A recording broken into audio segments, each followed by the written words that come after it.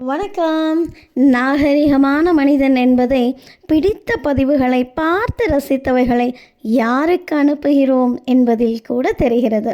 யாருடன் சேர்ந்து ரசிக்கிறோம் என்பதில் கூட தெரிகிறது.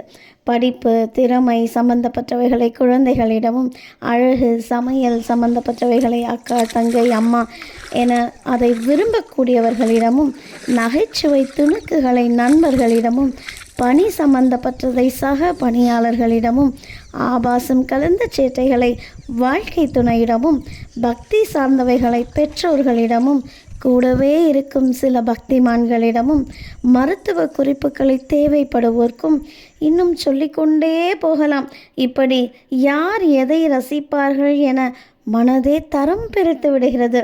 இதை மாற்றி அனுப்புகையில் நம் தரம் தாழ்ந்து விடுகிறது. முடிவு நாம் அனுப்பியது என்னவென்றே சிலர் பார்ப்பதில்லை.